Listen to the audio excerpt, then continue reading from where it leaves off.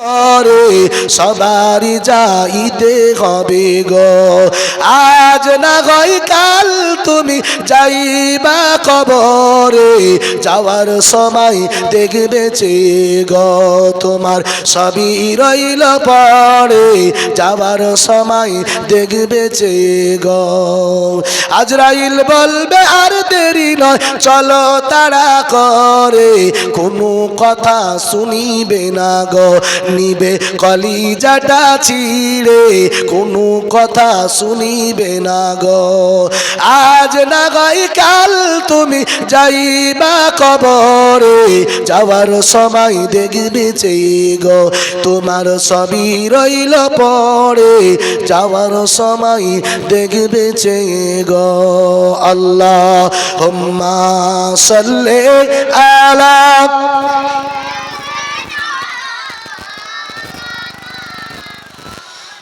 وعلى آل سيدنا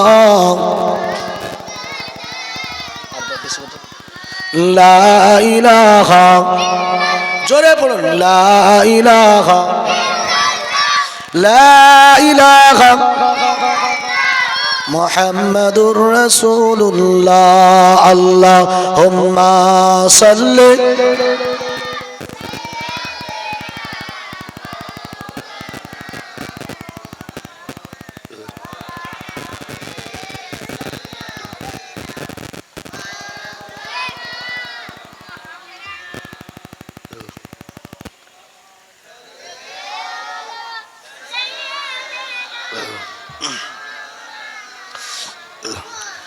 وعلى آل سيدنا।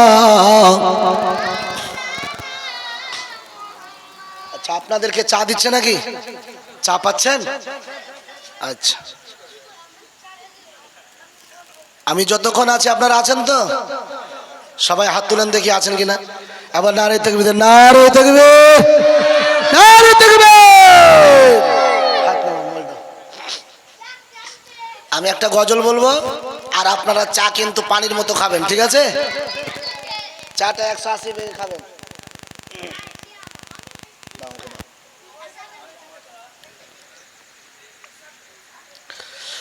कहती है ये फूलों की रदा अल्लाहु अल्लाह। যারা চা খাবেন না তারা আমার সঙ্গে আল্লাহু আল্লাহ বলবেন, আর যারা চা খাবেন তারা বলবেন না। कहती है ये फूलों की रदा अल्लाहु अल्लाह, कहती है ये फूलों की रदा अल्लाहु अल्लाह, करती है ये फूलों की रदा अल्लाहु अल्लाह, करती है ये फूलों की रदा अल्लाहु अल्लाह। असजार के पत्तों ने कहा अल्लाहु अल्लाह, अल्लाहु अल्लाह, अल्लाहु अल्लाह, अल्लाहु अल्लाह। बादल ने आसमां पे लिखा अल्लाहु अल्लाह, बादल ने आसमां पे लिखा अल्लाहु अल्लाह, बादल ने आसमां पे लिखा अल्लाहु अल्लाह, बादल ने आसमां पे लिखा अल्लाहु अल्लाह। पर्वत की कतारों की निदा अल्लाहु अल्लाह, अल्लाहु अल्लाह, अल्लाहु अल्लाह, अल्लाहु अल्लाह। कहती है ये फूलों की रदा अल्लाहु अल्लाह। ओ सूराए यासीन के ओ सूराए रहमान, ओ सूराए यासीन के ओ सूराए रहमान, ओ सूराए यासीन के ओ सूराए रहमान, ओ सूराए यासीन के ओ सूराए रहमान। कुरान कुरान की लफ्जों की सदा अल्लाहु अल्लाह अल्लाहु अल्लाह अल्लाहु अल्लाह अल्लाहु अल्लाह करता है सना तेरी बरसता हुआ पानी करता है सना तेरी बरसता हुआ पानी करता है सना तेरी बरसता हुआ पानी करता है सना तेरी बरसता हुआ पानी दरिया भी मसरूफ सना अल्लाह अल्लाह अल्लाहु अल्लाह अल्लाहु अल्लाह अल्लाहु अल्लाह कहती है ये फूल कीरदा अल्लाहु अल्लाह कहती है ये फूल कीरदा अल्लाहु अल्लाह कहती है ये फूल कीरदा अल्लाहु अल्लाह कहती है फूलों की रिदा अल्लाह अल्लाह असजार के पत्तों में कहा अल्लाह अल्लाह अल्लाह अल्लाह अल्लाह अल्लाह अल्लाह अल्लाह सबनम गिरी जो फूलों पे पड़ता हुआ सना सबनम गिरी जो फूलों पे पड़ता हुई सना सबनम गिरी जो पड़ता गए फूलों पे सना सबनम गिरी जो फूलों पे पड़ते हुई सना बादल में लिखा है सना अल्लाहु अल्लाह अल्लाहु अल्लाह अल्लाहु अल्लाह अल्लाहु अल्लाह अल्लाहुम्मा सल्ली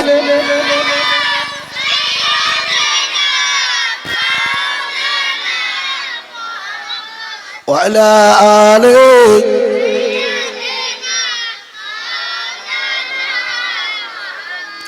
আমার প্রিয় ভাইরা নবীজির নাতি ইমামে হুসেন যখন সংবাদ পেয়ে গেল রাসূলুল্লাহ সাল্লাল্লাহু আলাইহি সাল্লামের নাতি চিঠি পেয়েছে যে কুফার অবস্থা অত্যন্ত ভালো এই কুফার অবস্থা ভালো মনে করে নবীজির নাতি ওই সময়তে 72 জন সঙ্গী সাথী নিয়ে মক্কা থেকে কুফার উদ্দেশ্যে রওনা হয়ে গেল আল্লাহর নবীর নাতি ইমামে হুসেন রাদিয়াল্লাহু তাআলা আনহু কুফা যখন রওনা হয়ে গেল হযরত আব্দুল্লাহ বিন আব্বাস হযরত আব্দুল্লাহ বিন জুবাইর হযরত আব্দুর রহমান বিন ওমর হযরত আব্দুর রহমান বিন আবু বকর নবীজির সাহাবারা রাসূলুল্লাহর নাতি ইমামে হুসেনকে নিষেধ করলো ইমামে হুসাইন যাও না কুফা যেও না কুফা যেও না এমন সময়তে ইমামে হুসাইন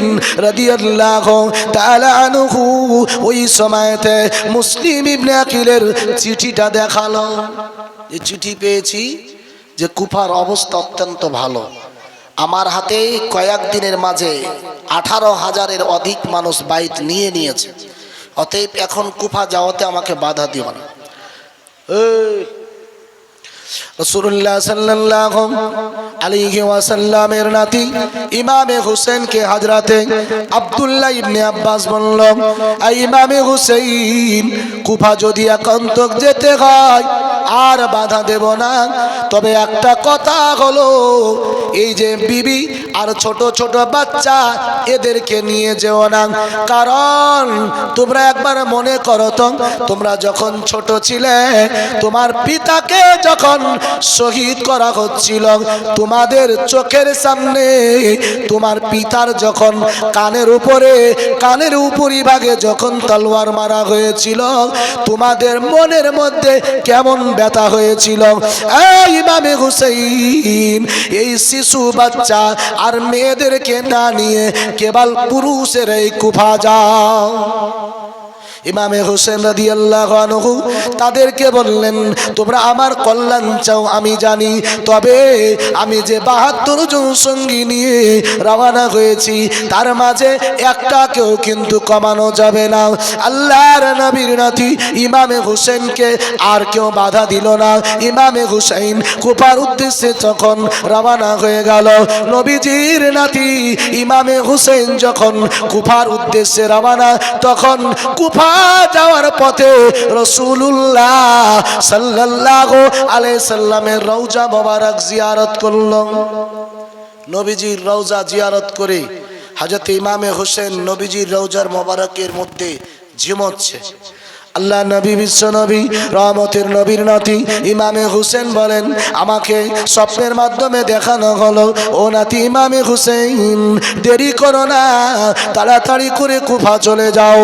ইমামে হুসেন রে, আমার সুন্নত ধ্বংস হয়ে যাচ্ছে। এই নাতি ইমামে হুসেন দেরি করো না, ইসলাম ধ্বংস হয়ে যাচ্ছে, ইয়াজিদের মন মতো ক্ষমতা চলছে। নবীজির নাতি আর দেরি করলেন না, সঙ্গে সঙ্গে ৭২ জন সঙ্গীকে নিয়ে নবীজির নাতি কুফার উদ্দেশ্যে রওনা হয়ে গেল।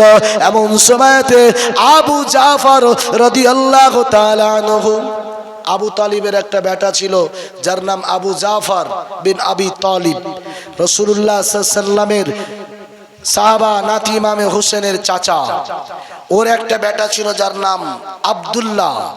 আব্দুল্লাহ এসে ইমামে হুসেনকে ডাক দিল, ইমামে হুসেন, আমি আল্লাহর নামের কসম করে নবীজির দুহাই দিয়ে তোমার প্রতি অনুরোধ করছি রে, আমাকে মক্কার গভর্নমেন্ট আমার ইবনে সাইদ নিষেধ করেছে, তুমি যেন কুফাতে না যাও, মক্কা কিংবা মদিনা দুইটার মধ্যে যে কোনো জায়গায় বসবাস করো, কারণ কুফার মানুষ অত্যন্ত বিশ্বাসঘাতক, এরা কথার মান মর্যাদা রাখতে জানে না।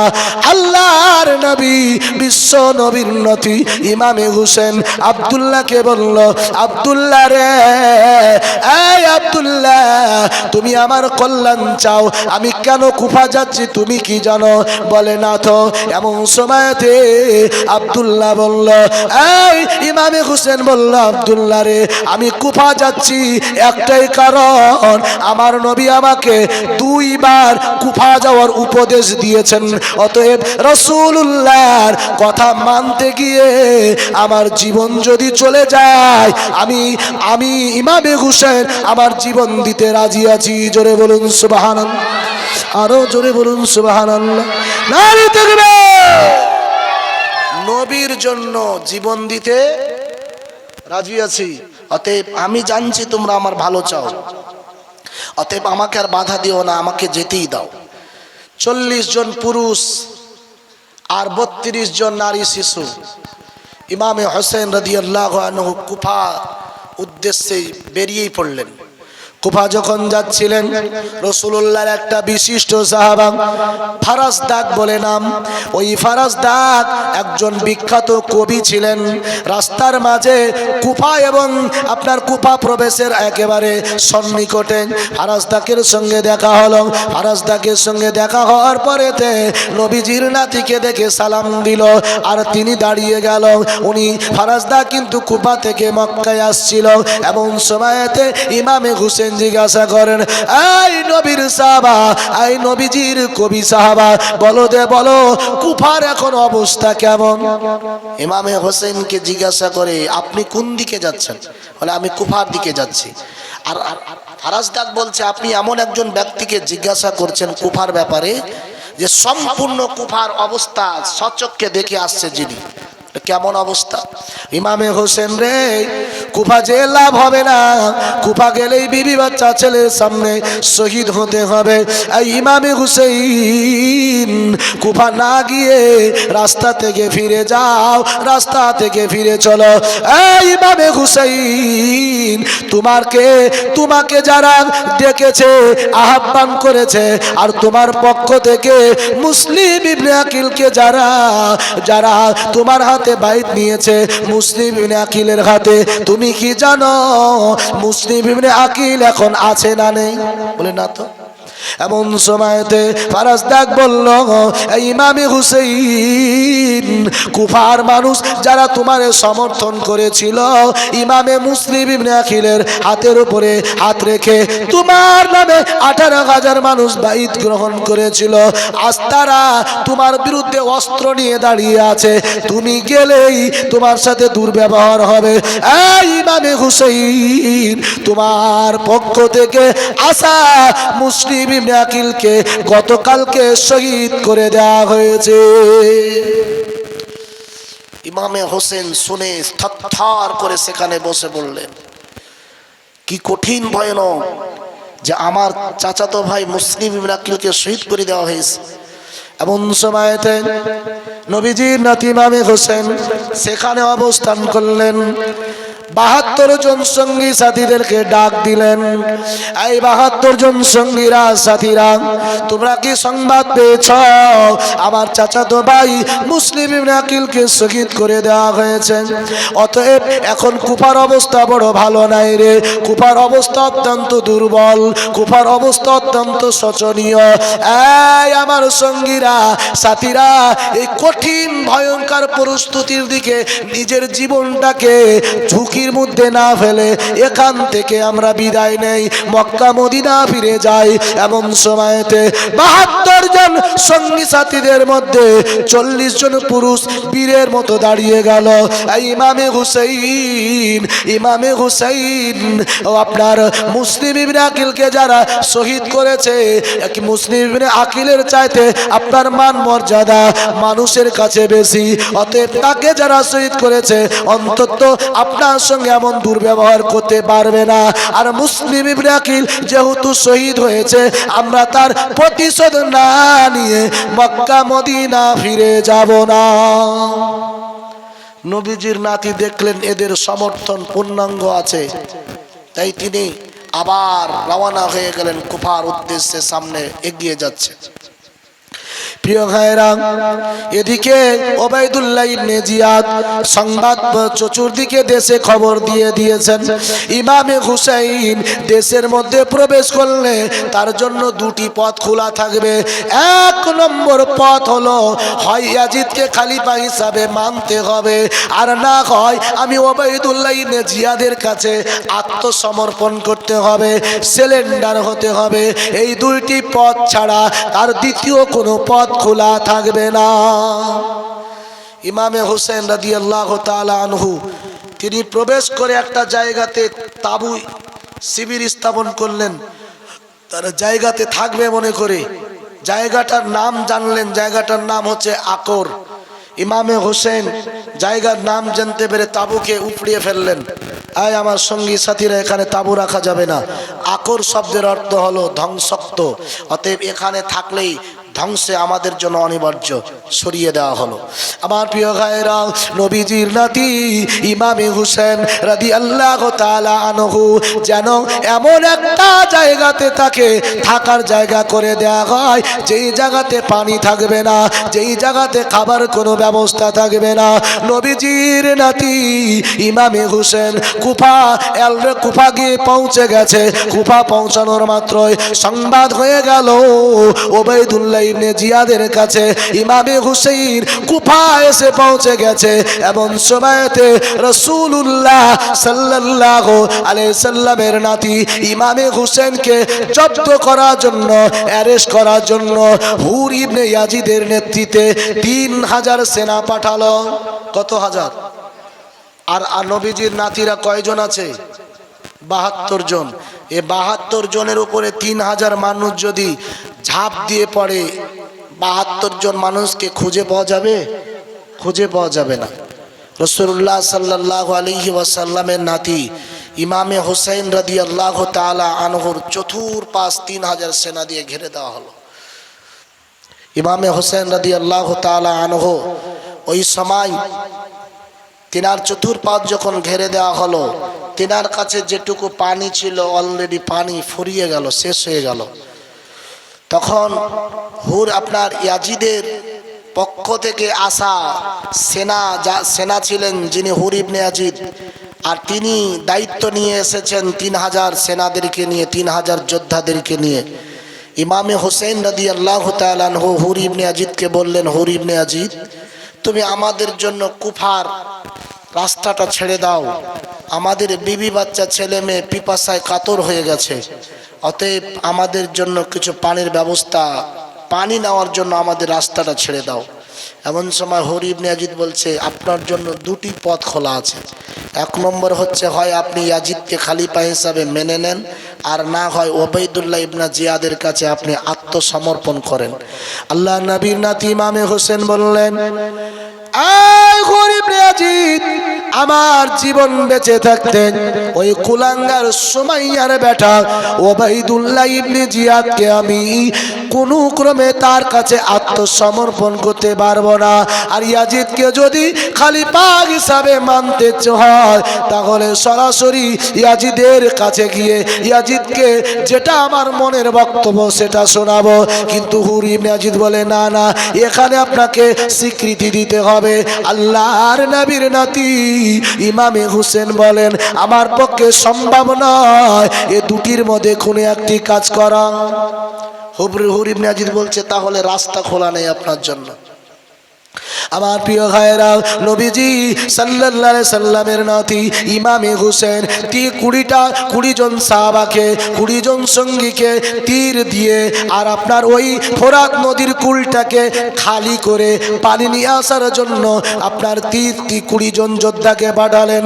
এমন সময়তে হুর ইবনে ইয়াজিদকে বলে দেয়া হলো, এই হুর ইবনে ইয়াজিদ, যদি পানি নিতে বাধা হয় তাহলে যুদ্ধ কিন্তু শুরু হয়ে যাবে।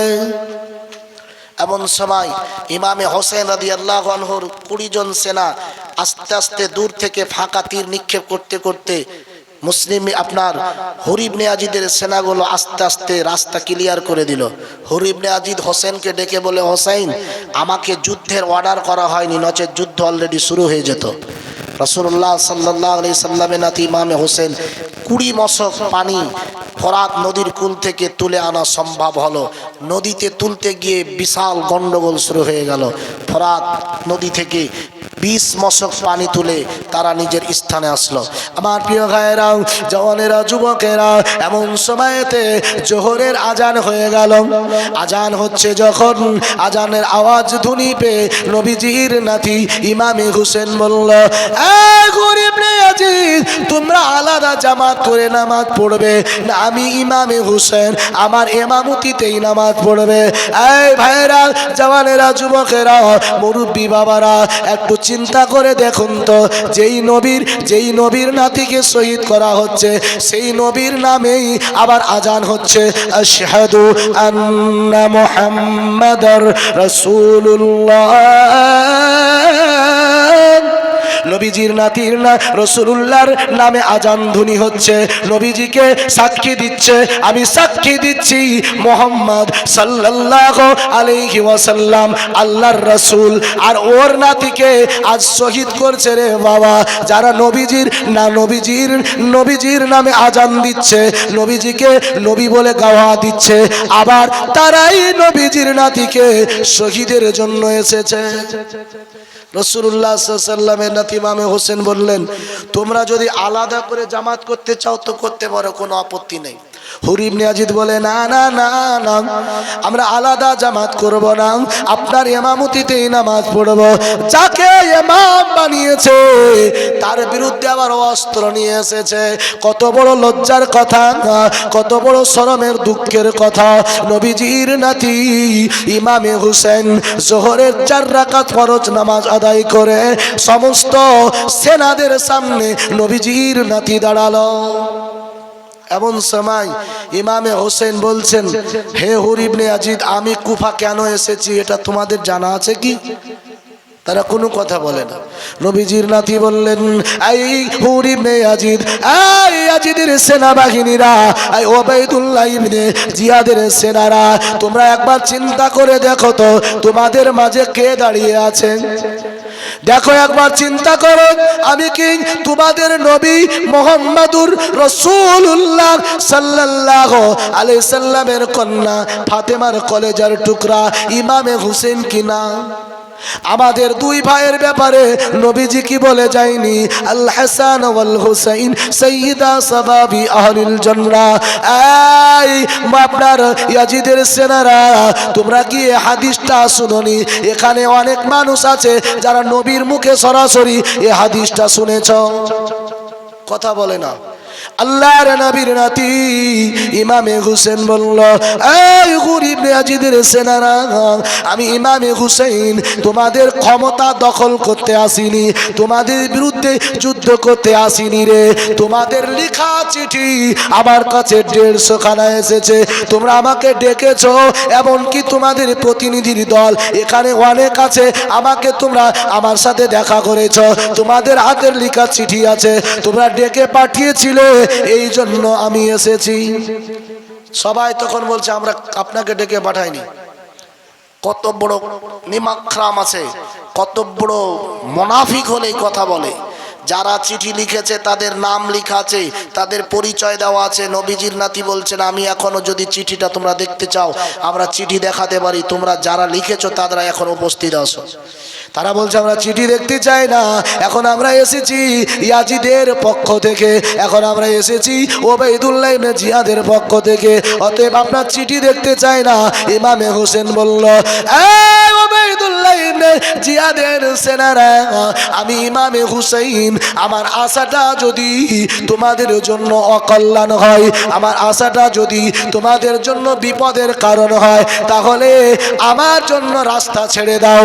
আমি ইমামে হুসেন যেদিক থেকে এসেছি সেই দিকে চলে যাব, আমি স্বইচ্ছায় আসিনি, আমাকে ডেকেছো বিদায় এসেছি।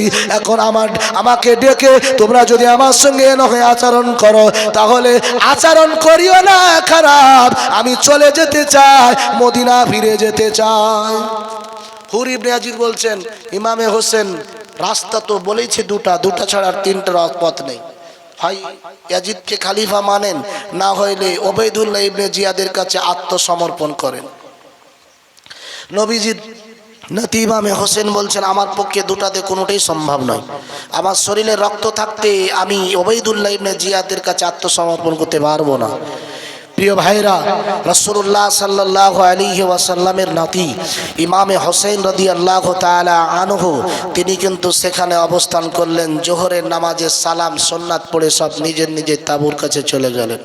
আল্লাহ নবী নাতি ইমামে হোসেন এরকম জোহরের নামাজ পড়ে নবীজির নাতি একটু তন্দ্রার ভাব এসেছে, একটু ঝিমুত ছিল, এমন সময়তে নবীজি রাসূলুল্লাহ সাল্লাল্লাহু আলাইহি সাল্লাম এসে দাঁড়িয়েছেন। ইমামে হুসাইন, কিছুক্ষণের মধ্যে আমি রাসূলুল্লাহর সাথে তুমি দেখা করেছ। ইমামে হুসাইন, আমি রাসূলুল্লাহ তোমার প্রতীক্ষায় আছি। এই স্বপ্ন দেখে ইমামে হুসাইন চিৎকার মেরে কেঁদে উঠল আর বলে উঠল, ইন্না লিল্লাহি ওয়া ইন্না ইলাইহি রাজিউন। পাশে ছিল যায়েনব, পাশে ছিল আলী আকবর, পাশে ছিল আলী আসগার, পাশে ছিল, পেছনে ছিল হযরতে কাসিম আর অন্যান্য সঙ্গীরা। সবাই ছুটে আসলো, চাচা যান, আব্বা যান, ভাই যান, কি স্বপ্ন, কি এমন দেখলে যে চিৎকার মেরে কেঁদে উঠলে এবং ইন্না লিল্লাহ বললে? আল্লাহর নবীর নাতি ইমামে হুসেন বলল, এই বেটা আলী আকবর, ও বেটা আলী আসগার, ও বেটা কাসিম, ও বোন জয়নব, আমি স্বপ্ন দেখলাম আমার নানা যান আমার কাছে এসেছিল, আর আমার নানা বলে, নাতি ইমামে হুসেন রে, আমি রাসূলুল্লাহ তোমার জন্য অপেক্ষায়, তুমি কিছুক্ষণের মধ্যে আমি নবীর সঙ্গে দিদার করছো। জোরে বলবেন না সুবহানাল্লাহ। সবাই কান্নায় ভেঙে পড়ল। তাঁবুর নিচে ৭২ জন সঙ্গী সাথী সবাই কান্নায় ভেঙে পড়ল। নবীজির নাতি ইমামে হুসাইন রাদিয়াল্লাহু তাআলা আনহু ওই সময়তে 72 জন সঙ্গী সাথীকে সান্ত্বনা দিলেন, আসরের আজানের অনুমতি দিলেন। আসরের আজান হয়ে গেল, নবীজির নাতি আবার হুর ইবনে আজিদের সেনাদের ডাক দিল, ও হুর ইবনে আজিদ, তোমরা কি আলাদা জামাত করবে না আমাদের সাথে নামাজ পড়বে? আবার নবীজির নাতি ইমামে হুসেনের সাথে নামাজে দাঁড়ালো। তবে আফসোসের কথা হচ্ছে, নামাজ পড়তে পড়তে ইমামে হুসেন সালাম ফিরে নামাজে যখন দাঁড়িয়েছে, সমস্ত সেনারা দাঁড়িয়েছে, আর সালাম ফিরে পিছনে দেখে একজন লোক নেই, সবাই পালিয়ে গেছে। পালিয়ে গেছে বলে এলাকা ছেড়ে দেয়নি, নামাজের মুসাল্লা থেকে, কাতার থেকে সব সরে নিজের নিজের এরিয়াতে দখল করে নিয়ে বসে আছে, ইমামে হোসেনকে ঘিরে বসে আছে। নবীজির নাতি ইমামে হুসেন রাদিয়াল্লাহু তাআলা আনহু ওই সময়তে এরকম করে দিন যখন, রাত যখন পড়াচ্ছেন, রাত আসতেছেন, নবীজির নাতি ইমামে হুসেন 72 জন সঙ্গী সাথীকে বলল, এই সঙ্গীরা সাথীরা, এখানে কি তোমরা বুঝতে পারছো? কিছু কি বুঝতে পারছো? সঙ্গী সাথীরা বলে, আমরা তো কিছু বুঝি না। এমন সময়তে ইমামে হুসেন বলেন, এই আমার সঙ্গীরা সাথীরা, তোমাদের সাথে তাদের কোনো শত্রুতা নেই, তোমাদেরকে তারা চায় না, অতএব আমি ইমামে হুসেনকেই চাই, তোমাদের সাথে কোনো সম্পর্ক নেই।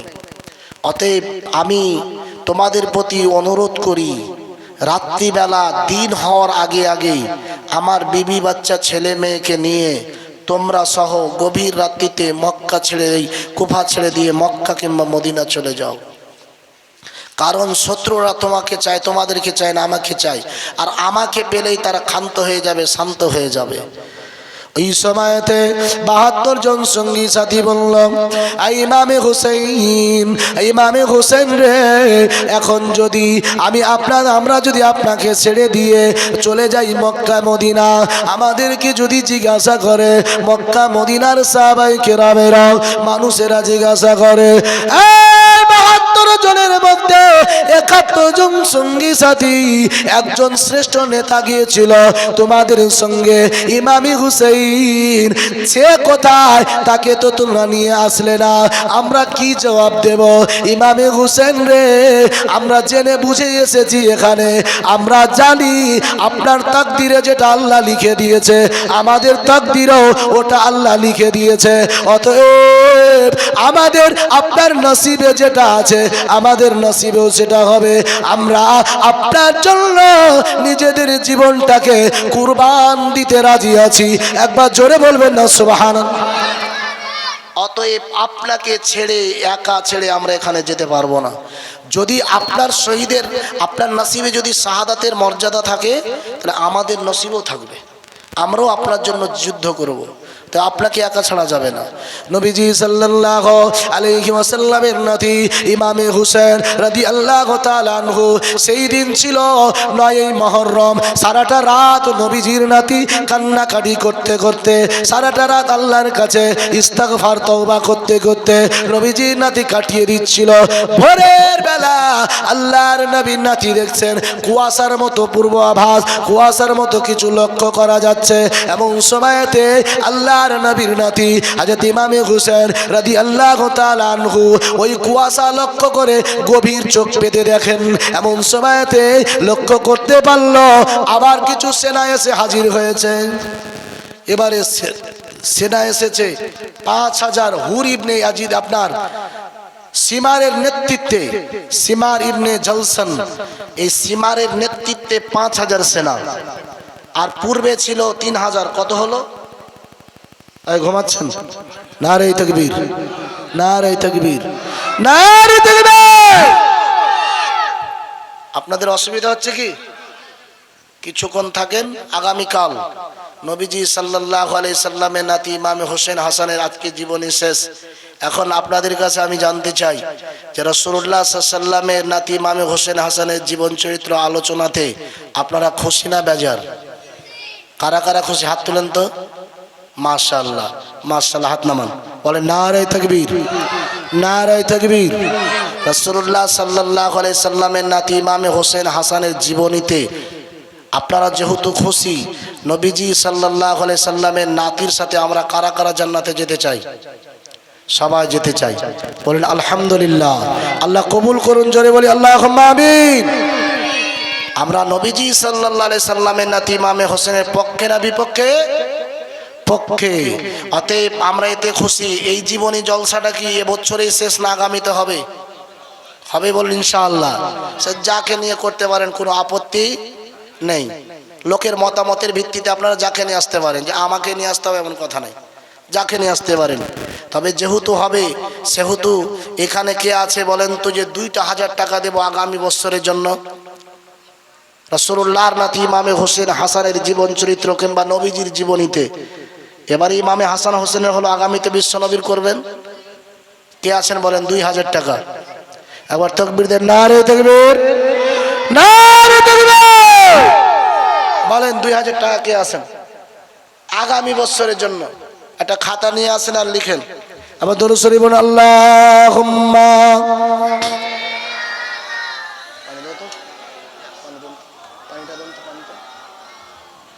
ওয়া আলা আলিহি।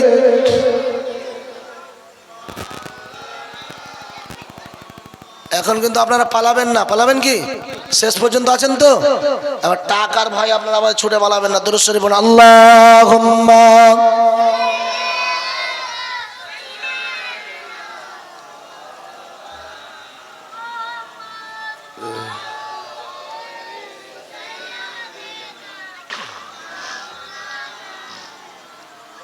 কে আছেন 2,000 টাকা বলেন? হাত তুলে, একটু হাত উঁচু করে বলেন। ফার্স্ট নেই, হাত উঁচু উঠিয়েছে এমনি এমনি, ওই দিবে না, তারপরে হাত তুলে বসে আছে। আমার মা বোনেরা ওখানে আছে, ওরাও যদি মনে করে অবশ্যই ওরা দিবে। যেহেতু রাসূলুল্লাহ সাল্লাল্লাহু আলাইহি সাল্লামকে, ইসলামকে সর্বপ্রথম সহযোগিতা করেছে পুরুষ না নারী? হ্যাঁ, ইসলামকে প্রথম সহযোগিতা করেছে নবীকে, আমাদের নবীকে, পুরুষ না নারী? নারী। রাসূলুল্লাহকে খাদিজা সমর্থন করেছিল। আর্থিক অবস্থা নবীর দুর্বল ছিল, খাদিজা নবীজিকে বিবাহ করে লক্ষ কোটি টাকার সম্পদের মালিক নবীজিকে বানিয়ে দিয়েছিল। জোরে বলুন সুবহানাল্লাহ। রাসূলুল্লাহকে যখন আল্লাহ পাক বললেন, হে নবী, রসুল হে রাসূলুল্লাহ সাল্লাল্লাহু আলাইহি সাল্লামকে আমার আল্লাহ পাক যখন বললেন, নবী হে আপনি ইসলামের দাওয়াত দেন, নবীজি অত্যন্ত চিন্তিত ছিলেন। রসুলকে যখন নবী বলে যিনি মানলেন, সর্বপ্রথম কোনো পুরুষ নয়, নবীজিকে ইসলামের স্বীকৃতি, নবুয়তের স্বীকৃতি দিলেন সর্বপ্রথম আম্মাজান খাদিজা। জোরে বলুন সুবহানাল্লাহ। অতএব ইসলামকে সহযোগিতা করেছে নারী সর্বপ্রথম। আমার মা বোনেরা এখন আছে, তারাও যদি মনে করেন যে 1,000, 2,000, 500 টাকা দেব, তারা নিজের বাচ্চাদের নাম, বাচ্চাদেরকে পাঠিয়ে দিয়ে এখানে নাম লিখাতে পারেন। বলেন 2,000 না পারলে বলেন 1,000 টাকা করে বলেন। 10টা লোকের কাছে 1,000 টাকা করে চাইছে আগামী বছরের জন্য। কে আছেন হাত পাতেন? তাড়াতাড়ি হাত তুলেন। মাশাআল্লাহ, নারে তাকবীর। এমন ভাবে তাকবীর দেন আল্লাহর আরশে ধাক্কা লাগে। নারে তাকবীর।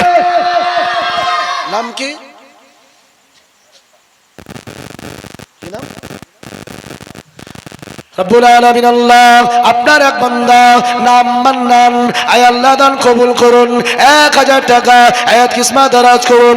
আল্লাহ শরীরকে সুস্থ রাখুন, আল্লাহ রুজিতে রোজগারে বরকত দান করুন, বিবি বাচ্চা ছেলে মেয়ে শান্তিতে রাখুন।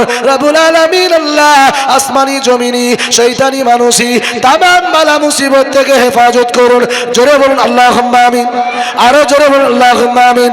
নারে তাকবীর, নারে তাকবীর। কে আছে 1,000 টাকা? তাড়াতাড়ি হাত তুলেন। যিনি প্রথম, দ্বিতীয়, এরকম করে সিরিয়াল প্রত্যেকে।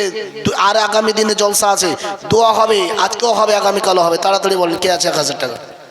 প্রিয় ভাইয়েরা, 1,000 টাকা টাকা নয় কিন্তু, আপনাদের কাছে মনে হয় জটিল হয়ে যাচ্ছে। 1,000 টাকা কে আছে? তাড়াতাড়ি বলেন। কি নাম আপনার? নাম কি? নাম কি? নাম? নারে তাকবীর। আমার নাসিম ভাইজান বলুন জিন্দাবাদ। আরে জোরে বলুন জিন্দাবাদ। নারে তাকবীর। রব্বুল আলামিন আল্লাহ আমার নাসিম ভাইজান আল্লাহ 1000 টাকা দান কবুল করুন, হায়াত কিসমত দারাজ করুন আল্লাহ, শরীর সুস্থ রাখুন, বাকি জিন্দেগিটা ইবাদতের মধ্যে কাটাবার তৌফিক দান করুন আল্লাহ, রুজি দরাজ করে কামাইতে ব্যবসা বাণিজ্যে বরকত দান করুন। এবার জোরে বলুন আল্লাহুম্মা আমিন, আরো জোরে বলুন আল্লাহুম্মা আমিন। নারে তাকবীর। কে আছে? আরে হাত তুলে বলেন, খাতা পরে নিয়ে যাবেন, হাত তুলে বলেন। আর কে আছেন 1000 টাকা? 10টা লোকের কাছে 10,000 টাকা তুলে আমি আমার জীবনী শুরু করব। রাত প্রায় আপনার 12টা 10 বেজে গেছে, তাড়াতাড়ি বলেন বাবু। 1000 টাকা কে আছে বলেন? নবীজির জীবনী, রাসূলুল্লাহর নাতির জীবনীতে দিতে গিয়ে আপনারা ইতস্তত করবেন না, কারণ আল্লাহ রাসূল সাল্লাল্লাহু আলাইহি সাল্লাম বলেছেন দান এমন একটা ইবাদত যে মানুষ যিনি মারা গেছেন কবরে, দানের মাধ্যমে তার জীবনের কবরের আযাবগুলো আল্লাহ মাফ করে দেয়। জোরে বলুন সুবহানাল্লাহ, জোরে বলুন সুবহানাল্লাহ। সবচাইতে শক্তিশালী হচ্ছে ইবাদতের মধ্যে দান। অতএব এই দান এমন একটা শক্তিশালী ইবাদত, কবরের আযাব মাফের একটা মাধ্যম। আমার আপনার মা বাবা, রেকাউলের স্ত্রী 1000 টাকা, জোরে বলুন জিন্দাবাদ, আরো জোরে বলুন জিন্দাবাদ। নারে তাকবীর। রব্বুল আলামিন আল্লাহ আমার যে বোনটা আল্লাহ দান করেছে আল্লাহ তার হায়াত কিসমত দারাজ করুন আল্লাহ, শরীর সুস্থ রাখুন, রুজিতে রোজগারে কামাইতে বরকত দিন, ব্যবসা বাণিজ্যে বরকত দিন। রব্বুল আলামিন আল্লাহ আসমানি জমিনি শয়তানি মানুষি তামাম বালা মুসিবত থেকে আল্লাহ হেফাজত করুন। একবার জোরে বলবেন আল্লাহুম্মা আমিন, আরো জোরে বলুন আল্লাহুম্মা আমিন। নারে তাকবীর। এই চাচলের একটা মাগুরা বলে জায়গা আছে, মাগুরা। চাচল থানা থেকে, চাচল থেকে প্রায় আপনার এ থেকে গাজল থেকে প্রায় 12 কিলোমিটার, আর 12 কিলোমিটার থেকে আপনার ভিতরে পশ্চিমে প্রায় 20 কিলোমিটার ভিতরে মাগুরা বলে একটা জায়গা আছে। ওখানে জীবনী করছিলাম। জীবনীতে ওই এলাকার মেয়েরা ছাগল চড়ায়। ছাগল কি চড়ায়? আমাদের মেয়েরা তো বিড়ি বাঁধে, আরো অনেক কাজ আছে। কত টাকা? 1000। কি নাম? কাহিন শাহিন আক্তারি। নারে তাকবীর, নারে তাকবীর। রব্বুল আলামিন আল্লাহ আমার একটা বোন আল্লাহ শাহিন আক্তারি নাম, 1000 টাকা আল্লাহ দান কবুল করুন আল্লাহ, হায়াত কিসমত দারাজ করুন আল্লাহ, শরীর সুস্থ রাখুন, রুজিতে রোজগারে বরকত দিন আল্লাহ, লেখাপড়া করলে লেখাপড়াতে আল্লাহ মেধা শক্তি বাড়িয়ে দিন। রব্বুল আলামিন আল্লাহ উত্তম পাত্রের ব্যবস্থা করে দিন। আর আল্লাহ তাআলা যে আশা আকাঙ্ক্ষা নিয়ে দিয়েছেন আল্লাহ, সে আশা আকাঙ্ক্ষা পূর্ণ করুন। এবার জোরে বলবেন আল্লাহুম্মা আমিন, আরো জোরে বলবেন আল্লাহুম্মা আমিন। নারে তাকবীর। আরে বাবা জোরে বলুন নারে তাকবীর।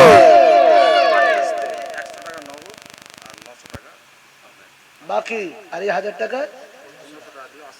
আসিরুদ্দিন কই আছে? আসিরুদ্দিন অসুস্থ, আল্লাহ আসিরুদ্দিন 1500 টাকা অসুস্থ, আল্লাহর কাছে দোয়া করি আল্লাহ তাআলা শেফা করে। জোরে বলি আল্লাহুম্মা আমিন। রব্বুল আলামিন আল্লাহ নবীজি হাদিস শরীফে বর্ণনা করেছেন, কোন মুসলমান ভাই যদি অনুপস্থিত থাকে তার জন্য যদি দোয়া করা হয়, ওই দোয়াটা কারেন্টের মতো কবুল হয়ে যায়। আয় আল্লাহ অসুস্থ মানে সেখানে অনুপস্থিত, বাড়িতে আছে। রব্বুল আলামিন আল্লাহ রাসূলুল্লাহর নাতি জীবনী জলসাতে 1500 টাকা দিয়ে আল্লাহ সুস্থতার জন্য দোয়া চেয়েছে। রব্বুল আলামিন আল্লাহ দোয়া করি আল্লাহ আপনার ওই বান্দার শরীরে তামাম রোগ ব্যাধিকে শেফা করে দিন। একবার জোরে বলবেন আল্লাহুম্মা আমিন। আরে বাবা জোরে বলুন আল্লাহুম্মা আমিন। নারে তাকবীর, নারে তাকবীর। 1000 টাকা 100 টাকা কে? না ওটা 100 টাকা নগদ কে? রব্বানির স্ত্রী 1000 টাকার মধ্যে 100 টাকা নগদ, 900 টাকা বাকি। আল্লাহ দান কবুল করুন, হায়াত কিসমত দারাজ করুন আল্লাহ, শরীর সুস্থ রাখুন। রব্বুল আলামিন আল্লাহ বিবি বাচ্চা ছেলে মেয়েকে দুনিয়া তামাম আপদ বিপদ মুসিবত থেকে হেফাজত করুন। আয় আল্লাহ যে আশা আকাঙ্ক্ষা নিয়ে দান করেছে আল্লাহ প্রত্যেকের আশা আকাঙ্ক্ষাকে পূর্ণ করে দিন। একবার আস্তে করে বলবেন না আল্লাহুম্মা আমিন। কেউ না শুনতে পাই বলুন আল্লাহুম্মা আমিন। 500 টাকা কে? নুরুল হুদা, নূর হুদা 500 টাকা, জোরে বলুন মারহাবা। এখানে হাবা আছে কি? হাবা আছে? আমি এক জায়গায় তো ওয়াজ করছি আর ওই জায়গাতে হাবা বসে আছে, আর যখনই বলেছি মারহাবা, আর হাবা কিন্তু মানে যে কি ওয়াজের মাহফিল থেকে পালাচ্ছে। তোকে একটা লোক ধরে বলছে কি ব্যাপার পালাচ্ছ কেন? যে মৌলানা সাহেব যে বলছে মার হাবা, তো আমাকে যদি মারে এ ভয়ে পালাচ্ছি। এরকম হাবা যদি না থাকে এখানে তো ভালোই ভালো। নারী থাকবে কি নাম?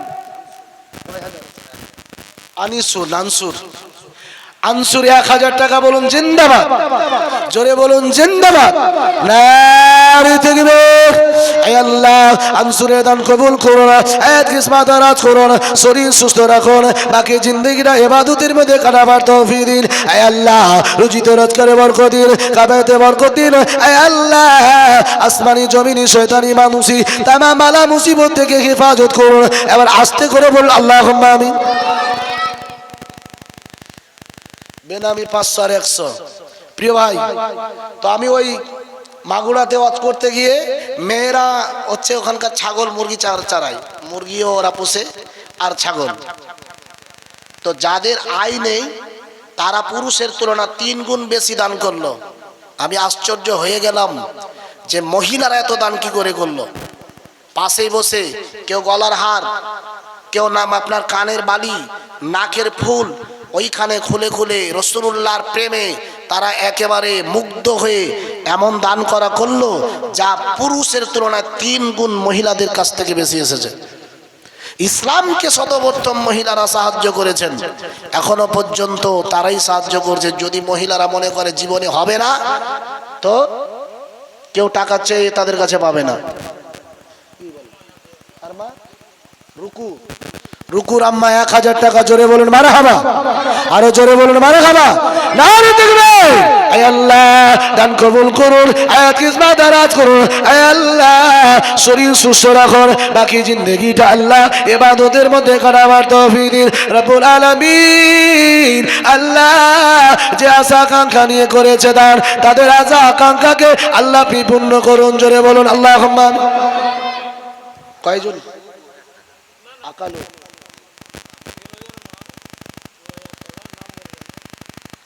আচ্ছা বেনামি মহিলারা 20 টাকা করে করে দিয়ে পাঠিয়েছে আমার মায়েরা, বলবো নাম? আচ্ছা আর একজন মা, তিনি 2000 টাকা দিয়েছে। আপনাদের চাইতে সবার চাইতে বেশি মা হয়ে দিয়েছে। ইসলামকে মেয়েরা সহযোগিতা করেছে, এখনো তারাই করে যাচ্ছে। আল্লাহ পাক তার মায়ের যাত্রা যিনি দান করেছে আল্লাহ তার দান কবুল করুন, জোরে বলি আল্লাহুম্মা আমিন। রব্বুল আলামিন আল্লাহ 2000 টাকা আয়াত কিসমত দারাজ করুন, শরীর সুস্থ রাখুন। আল্লাহ ছেলে মেয়ে যারা হায়াতে আছে আল্লাহ আপদ বিপদ মুক্ত জীবন যাপন করার তৌফিক দিন। আয় আল্লাহ রুজিতে রোজগারে বরকত দিন। রব্বুল আলামিন আল্লাহ যে আশা আকাঙ্ক্ষা নিদান করেছে আল্লাহ দিলের নেক মাকসাদ পূর্ণ করুন, জোরে বলুন আল্লাহুম্মা আমিন, আরো জোরে বলুন আল্লাহুম্মা আমিন। নারী দেখবে। 1000 টাকা কয়টা হয়েছে? বাকি গলা বাদ দেন, এই নগদে বাকিগুলো বলেন। লেখা যেটি আছে বাকি আছে তো, বাকি 6টা হয়েছে, আর মাত্র 4টা আছে। 4টা বললেই আমি তাড়াতাড়ি জীবনী শুরু করবো। ভাই বলেন 4 জন। বাপ আমার কে আছে? 4 জন বলেন। একটু উঁচু করে 4টা হাত উঁচু করে দিলে ইনশাল্লাহ জীবনী শুরু হয়ে যাবে। 4টা হাত উঁচু করেন। উঁচু কিন্তু ওই মাথা টুকটাতে হাত দিতে যে উঁচু করিয়েন না, ধরা পড়ে যাবেন। আচ্ছা যাক, উনি উঁচু করেই ছিল, আগে মাথাতে হাত দিয়ে দিল পরে। তো মুস্তাকিম নারী দেখবে। আরে বাবা আপনারা টাকা দিবেন না তো তাকবীরও দিবেন না। নারী দেখবে, নারী দেখবে। আল্লাহ মুস্তাকিম নামে আল্লাহ 1000 দান কবুল করুন, আয়াত কিসমত দারাজ করুন। রব্বুল আলামিন আল্লাহ রুজিতে রোজগারে বরকত দান করুন। আয় আল্লাহ বিবি বাচ্চা ছেলে মেয়ে শান্তিতে রাখুন। রব্বুল আলামিন আল্লাহ যে আশা আকাঙ্ক্ষা দিয়েছে আল্লাহ তা দিলেন নেক মাকসাদ পূর্ণ করুন, জোরে বলুন আল্লাহুম্মা, আরো জোরে বলুন আল্লাহুম্মা আমিন। নারে তাকবীর, নারে তাকবীর, নারে তাকবীর। কে আছেন আর 3টা লোক? তাড়াতাড়ি পিছন থেকে বাবার একটু হাত উঁচু করেন, একটু হাত উঁচু করেন। আমি এক জায়গায় জীবনী করছিলাম, জীবনী ছিল 7 দিন, একদিন জলসা, জলসার বক্ত আমি, জীবনীর বক্ত আমি। জীবনীতে একটা লোক, আমি এরকম টাকা তুলছি আর উনি এসে বলছেন মাওলানা সাহেব আগামী বছরের 8 দিনের যা কিছু খরচ, প্যান্ডেল থেকে শুরু করে বক্তা পর্যন্ত যত টাকা লাগে তামাম টাকা আমি দেব। তো এইভাবে আমি হাত ধরে তার তাকবীর দিতে দিতে দিতে দিতে একটু মানুষকে খেপিয়ে দিলাম। তার মানে 1-2 টাকার খেলা নেই, অনেক টাকার খেলা। তো টাকা মাশাআল্লাহ দিবে বলে উনি মাঝখানে বসলো।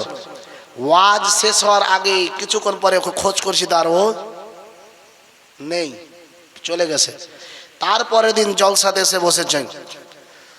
তারপরের দিন আমি ওই এলাকাতেই আছি, ওখানেই আছি আমি, যেহেতু জীবনী করতে গেছি, আমি বাড়ি এসে দূরে গেছি। তো ওনাকে আমি ডেকে বললাম যে আপনি যে 7-8 দিনের যে জীবনী জলসা টাকা দিতে চাইলেন বক্তা থেকে প্যান্ডেল, পারবেন তো? যে হ্যাঁ মাওলানা সাহেব অবশ্যই পারবো। আমি পাশেই মসজিদে ইমামতি করছি ওদের গ্রামে, আর পাশেই জীবনী জলসা। তখন উনি আমাকে বললো যে কি এটা তো দিতে চাইলাম, এটা তো সামান্য দিতে চাইলাম, আপনাকেও এমন কিছু জিনিস দেব যার জীবনে মসজিদে ইমামতি করা লাগবে না। আমি তো মনে মনে ভাবলাম তো আছে কি। তারপরে দিন একটা লোককে নিয়ে আমি বললাম, এরকম একটা আমার মতন বয়স্কের একটা মুসাল্লিকে আমি বললাম যে চলেন তো ওই লোকটার বাড়ি কোনটা। আস্তে করে হাঁটতে হাঁটতে গেলাম, তো বাড়িতে কুকুর ঢুকলে বিড়াল বের হবে, বিড়াল ঢুকলে কুকুর বের হবে। চিন্তা করলাম ও দিতে চেয়েছে জলসা, তার আমাকে বলছে যে কি এমন জিনিস দেব আপনাকে যে আর জীবনে ইমামতি করতে হবে না আপনাকে, তার মানে আছে কি। তারপরে জীবনী জলসা শেষ হয়ে যাওয়ার পরে আমার কাছে এসে ডুকরে ডুকরে কাঁদতেছে। আমি বললাম কি হলো জি? বলছে মাওলানা সাহেব আমি দিতে চেয়েছিলাম আবেগে। কিসে? আবেগে দিতে চেয়েছিলাম, বিবেকে নয়। তাহলে কি হয়েছে? বলে যেই দিন আমি টাকা দিতে চেয়েছিলাম সেই দিন রাত্রে আমি পেয়েছিলাম 1 কলস সোনার পয়সা। কলস বুঝেন তো? কলসি, কলসি। 1 কলসি সোনার পয়সা, একেবারে একরকম সোনার, মানে 10 টাকা যে টাকাগুলো আছে না ওই রকম সোনার একেবারে ভর্তি। তো আমি পাওয়ার পরে আমার স্ত্রীর সাথে আমি আলোচনা করেছি, আমার স্ত্রী বলেছে মাওলানা সাহেবকে এভাবে 1 মুষ্টি দিয়ে দিবে, আর ইমামতি খেলা শেষ, আর ইমামতি করতে হবে না, ও টাকা বেচবে আর খাবে। আর যেটা টাকা দিতে চেয়েছি স্টেজ আর প্যান্ডেলে ওটা দিয়ে দেব, সেটা দিয়ে দেব। কিন্তু টাকাটা পাওয়ার পরে আমি দিতে চেয়েছি, 3 দিন পরে ওই কলসিটা খুলে দেখছি তো সমস্ত কলসিতে কয়লা হয়ে গেছে, পয়সাই নেই। তার মানে বুঝতে পারনি এ টাকা আসল টাকা, কিন্তু টাকা হচ্ছে জিনের টাকা। কার টাকা? জিনের টাকা। দিতে চেয়েছিল ভালো কাজে, কিন্তু জায়গা মতো হয়তো কাজ হয়নি, একেবারে সম্পূর্ণ পয়সা কয়লা হয়ে গেছে।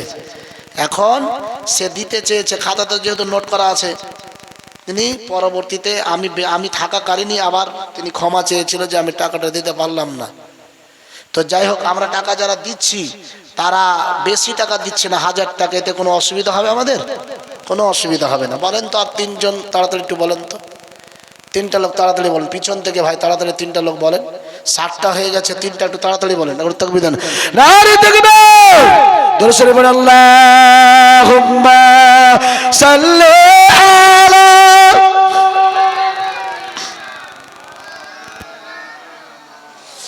ওয়া আলা আলি।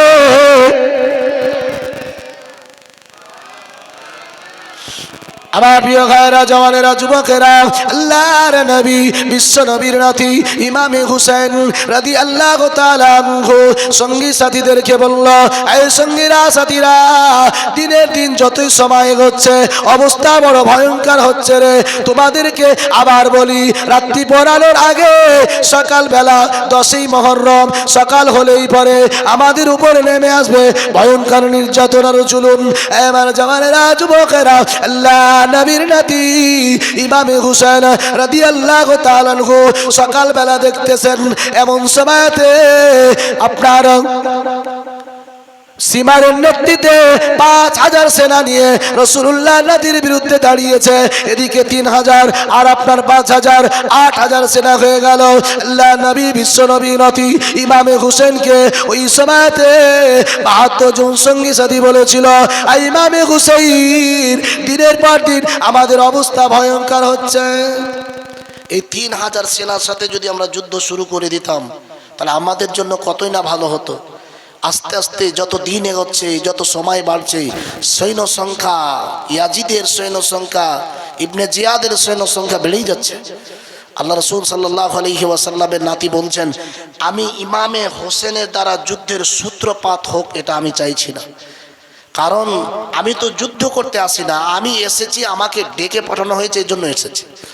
আমার প্রিয় ভাইরা, জওয়ানেরা, যুবকেরা, নবীজির নাতি ইমামে হোসেন রাদিয়াল্লাহু তাআলা আনহুকে সিবার এসে ডাক দিয়ে বললে, ইমামে হোসেন আর সময় দেওয়া হবে না, যুদ্ধ বেঁধে যাবে।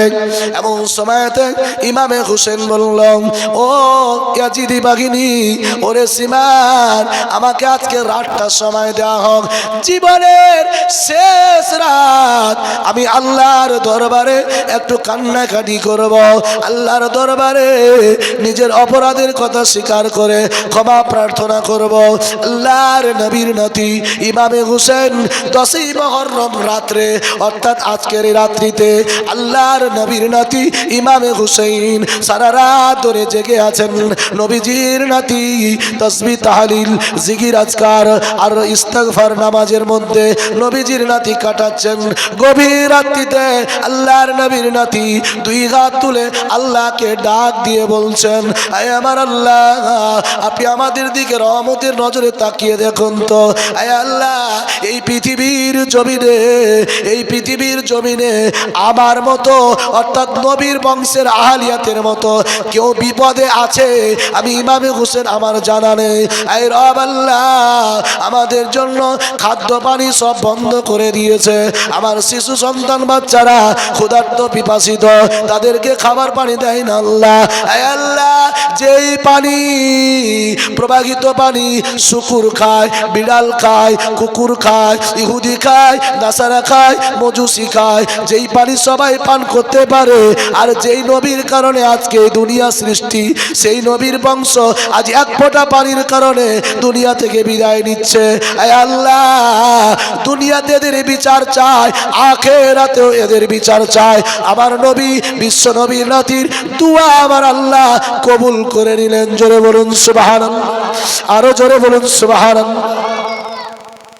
রাসূলুল্লাহ নাতি কাঁদতেছে, বলতেছে, আল্লাহ, এরকম দূর অবস্থাতে পৃথিবীতে আমাদের মতো কেউ আছে কিনা জানি না। আল্লাহ, আমাদের অবস্থা এত কঠিন যা আমি আমার ভাষা দিয়ে কল্পনা করতে পারছি না রব। নবীজি সাল্লাল্লাহু আলাইহি ওয়াসাল্লামের নাতি ইমামে হোসেন সারা রাত ধরে কাটিয়ে দেওয়ার পরে সকালবেলা হুর ইবনে ইয়াজিদ সহ तमाम সেনাদেরকে ডাকলেন। ডেকে নবীজি সাল্লাল্লাহু আলাইহি সাল্লামের নাতি ইমামে হোসেন বলছেন, जो हे ইয়াজিদের পক্ষের সেনারা, ইবনে জিয়াদের পক্ষের সেনারা, তোমরা একবার আমার দিকে তাকিয়ে দেখো তো, আমি কি কাউকে কোনোদিন মেরেছি? আমি কি কারো বিরুদ্ধে কোনোদিন অস্ত্র ধরেছি? আমি কি কারো কোনোদিন ক্ষতি করেছি যে আমি কাউকে মেরেছি এই জন্য রাগে ক্ষোভে তোমরা আমাকে মারতে এসেছো বদলা নিতে? তোমরা একটু চিন্তা করে দেখো তো, আমার রক্ত কি, নবীর রক্ত কি আমার রক্তের মধ্যে নেই? রাসূলুল্লাহর বংশকে কি শহীদ করে ওবাইদুল্লাহ ইবনে জিয়াদকে খুশি করা তোমাদের জন্য সমীচীন হবে? নবীজির নাতি একেবারে নরম আওয়াজে তাদের প্রতি যখন বলতেছে, কোনো কথা বলে না, সব নীরবে শুনছে। এমন সময়তে রাসূলুল্লাহ সাল্লাল্লাহু আলাইহি সাল্লামের একজন সাহাবা যার নাম হচ্ছে মুনজিল, সে দাঁড়িয়ে বলেছিল, এই কুফাবাসীরা, তোমরা একবার তাকিয়ে দেখো তো, যেই নবীর বংশ তোমাদের সামনে দাঁড়িয়ে আছে রে, আর তোমরা তার প্রতি এমন নির্যাতন দুর্ব্যবহার করছো, তার শিশু বাচ্চাদের পানি বন্ধ করে দিয়েছ, তার খাবার বন্ধ করে দিয়েছ। এমন সময়তে হুর ইবনে ইয়াজিদের সেনা সহ আপনার সীমার বলেছিল, মুনজিল, তোমার জন্য বড় কল্যাণ যে তুমি এখনো বেঁচে আছো, নচেত তুমি ইমামে হোসেনের পক্ষ সাফায় গালতেছ। তোমার জন্য এই মুহূর্তে তীর নিক্ষেপ আমার জন্য অবধারিত।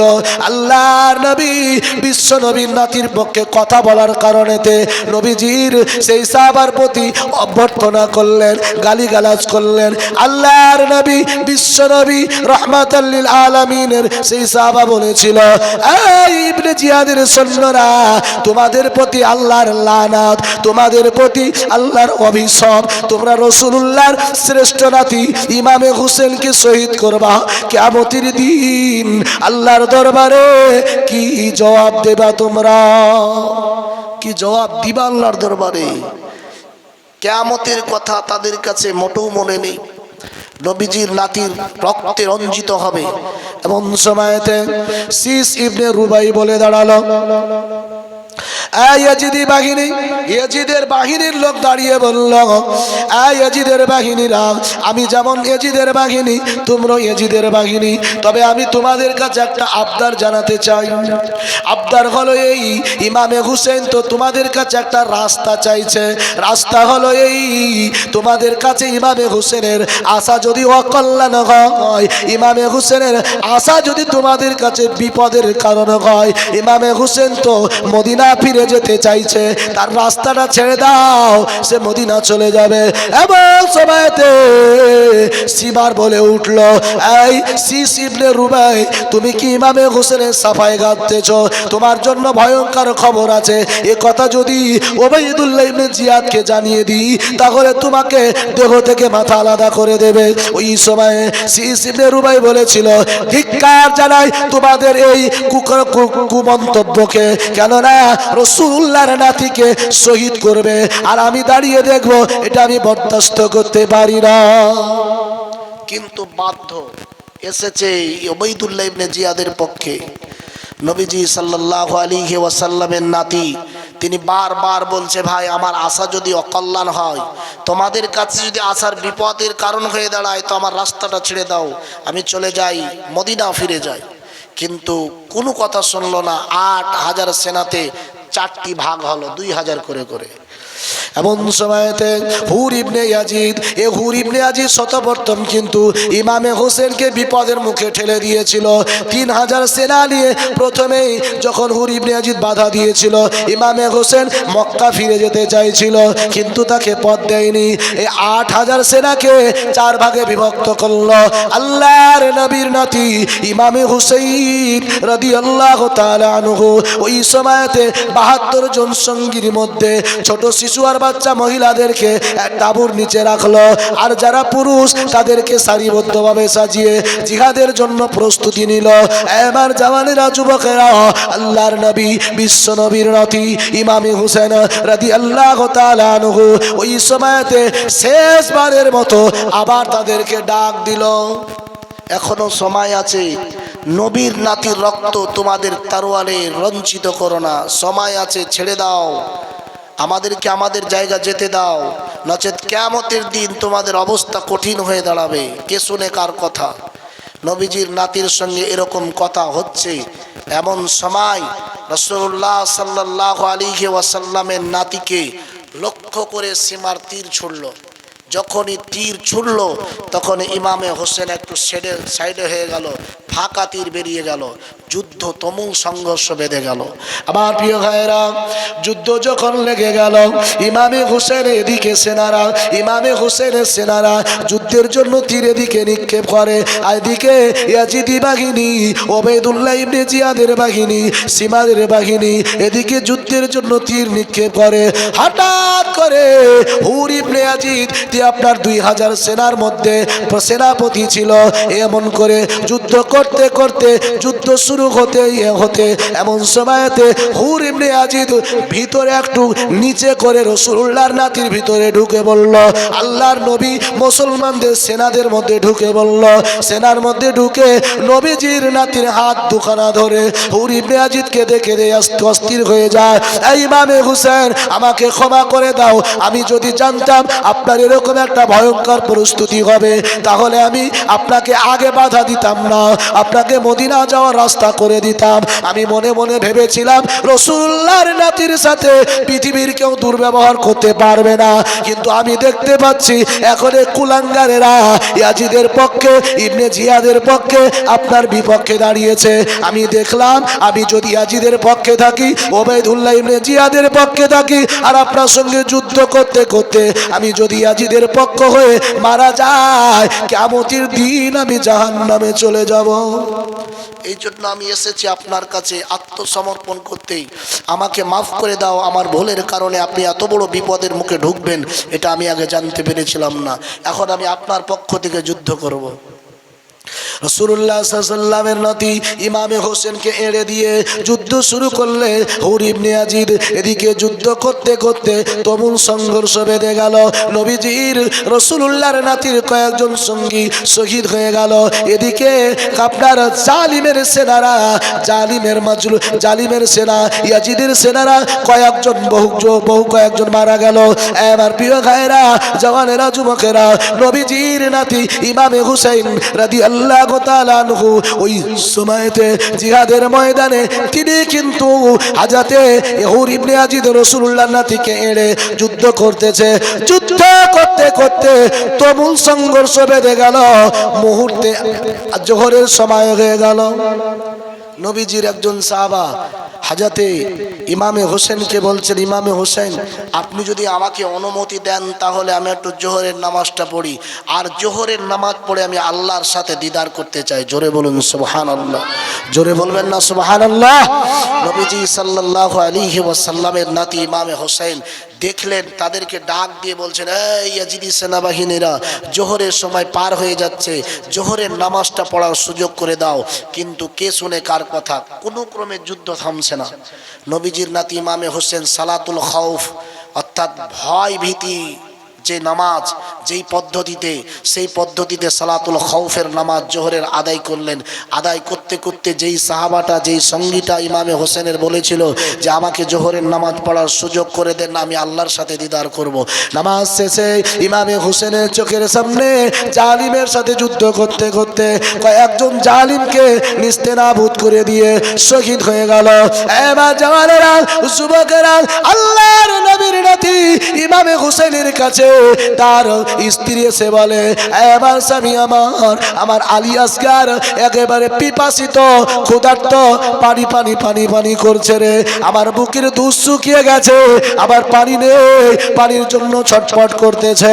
রাসূলুল্লাহর নাতি ইমামে হোসেনকে এমন সময় স্ত্রী বলল, স্বামী আমার ইয়াজিদি বাহিনীর কাছে একটু তুলে ধরো তো, আমার এই বাচ্চাটার মনে যদি দয়া হয়, আমার বাচ্চাটাকে দেখে যদি মায়া হয়, আমার বাচ্চার উসিলা করে আমরা কিছু পানি পেতে পারি। এবার প্রিয় ভাইয়েরা, কত বড় নিষ্ঠুর পাষাণ, কত বড় জালিম নবীজির নাতি ইমামে হুসাইন রাদিয়াল্লাহু তাআলা আনহু ওই সময়তে ইয়াজিদি সেনাদের সামনে হযরতে আলী আসগারকে এইভাবে উঁচু করে ধরলেন, ধরে বললেন, এই ইয়াজিদি বাহিনীরা, তোমাদের সাথে আমার শত্রুতা থাকতে পারে, কিন্তু দেখো তো এটা নবীজির বংশের একজন শিশু, এটা রাসূলুল্লাহর বংশধর। এই শিশুটা এক ফোঁটা পানির কারণে শহীদের পেয়ালা পান করছে রে, এক ফোঁটা পানির কারণে জীব বেরিয়ে পড়ছে। আমার সাথে তোমাদের শত্রুতা থাকতে পারে, কিন্তু এই শিশুটা তো তোমাদের কোনো ক্ষতি করেনি রে, এত অন্তত এই শিশুটাকে পানির জন্য একটু ফরাত নদীর রাস্তাটা খুলে দে। নিষ্ঠুর পাষাণ, দয়া হলো না, মায়া হলো না। ইমামে হোসেনের কলেজের টুকরা সন্তান হযরতে আলী আসগরকে লক্ষ্য করে তীর ছুড়ল, বিদ্ধ হয়ে বুকের ছিদ্র হয়ে পিঠ দিয়ে বেরিয়ে গেল। নবীজির নাতি ইমামে হোসেন কলেজার টুকরা সন্তানের বুকে হাত দিয়ে রক্তখানা চেহারায় আর মাকে আর বলে, আল্লাহ, আমার রব আল্লাহ, এই শিশুর প্রতি যারা দয়া করলো না, কিয়ামতের দিন তাদের কি হবে অবস্থা। আল্লাহ, আল্লাহর নবীর নাতি ইমামে হোসেন স্ত্রীকে গিয়ে বলে, স্ত্রী রে, আর আলী আসগার পানি পানি করবে না, জীবনের মতো শেষ পানি পান করিয়ে দিয়েছি। আলী আসগারকে যখন স্ত্রীর কোলে তুলে দেয়, স্ত্রী কান্নায় ভেঙে পড়ে, রক্তে রাঙা লাল আলী আসগারকে লম্বা করে শুইয়ে দিলেন। এমন সময়তে কাসিম হযরতে ইমামে